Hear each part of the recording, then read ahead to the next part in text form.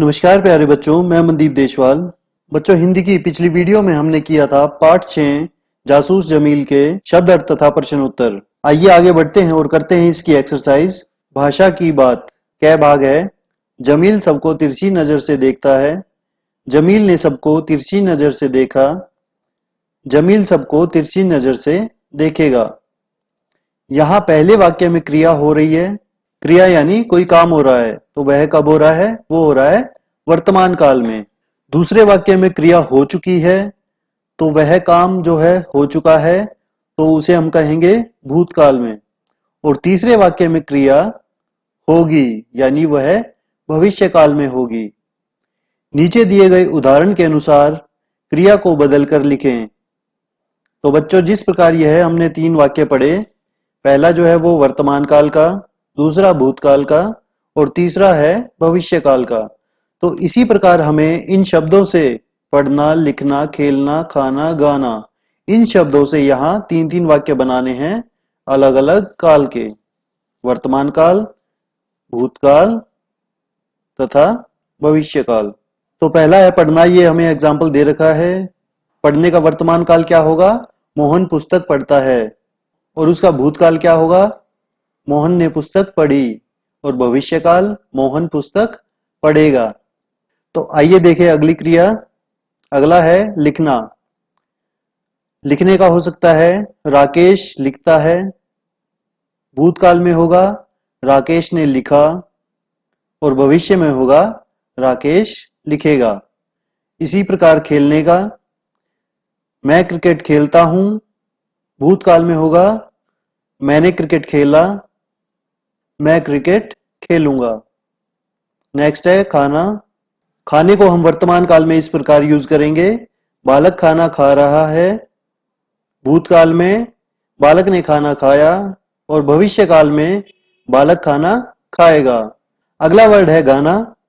सीता गीत गाती है, यह हुआ वर्तमान काल। भूत में होगा सीता ने गीत गाया तथा भविष्य में सीता गीत गाएगी। तो ये थे हमारे वाक्य, किस प्रकार हम उनको काल के अनुसार प्रयोग करते हैं। आइए आगे चलें। अगला है ख भाग। अब्बू ने कपड़े की पोटली से खाना निकाला। इस वाक्य में कपड़े और पोटली का परस्पर संबंध है। इसी प्रकार नीचे लिखे शब्दों का संबंध किन से है उन्हें लिखें। तो पहला है घास की डैश। तो बच्चों, घास की क्या होती है? घास की होती है गठरी। तो यहां हम लिखेंगे गठरी। नेक्स्ट है लकड़ियों का डैश, लकड़ियों का बंडल। अगला रुपयों की डैश। तो रुपयों की क्या होती है? थैली। अगला है मिठाई का डिब्बा। अगला अंगूर का गुच्छा। अगला है बच्चों की टोली। नेक्स्ट अनाज की बोरी। अगला कागजों का बंडल। मेले की भीड़ और तारों का समूह। तो बच्चों, ये थे ऐसे शब्द जिनका आपस में संबंध है। आइए आगे चलें। अगला है ग भाग। तद्भव व तत्सम शब्द। फर्स्ट कॉलम में हमें दिए गए हैं तद्भव शब्द, हमें उनके तत्सम शब्द लिखने हैं। तो जैसे फर्स्ट है फूल, फूल का हमें दिया गया है पुष्प। अगला है पानी, पानी को हम तत्सम में लिखते हैं जल। नेक्स्ट आम, तो आम को हम लिखेंगे आम्र। दूध, दुग्ध। लड़की, कन्या। तो ये थे तत्सम और तद्भव। आगे घ भाग। जमील की बड़ी आंखें देखने को बड़ी असरदार बनाती थी।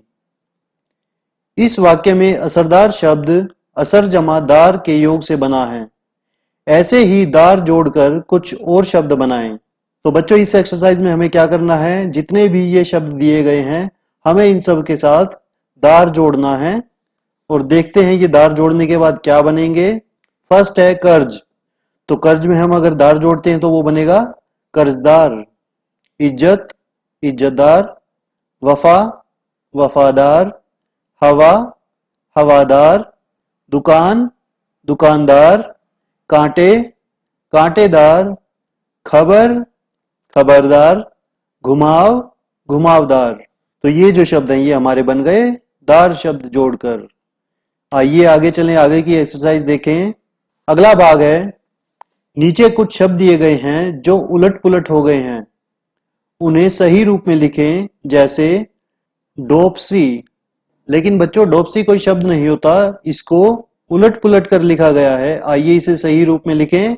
तो सही रूप में इसका हो जाएगा पड़ोसी। नेक्स्ट है रीरश।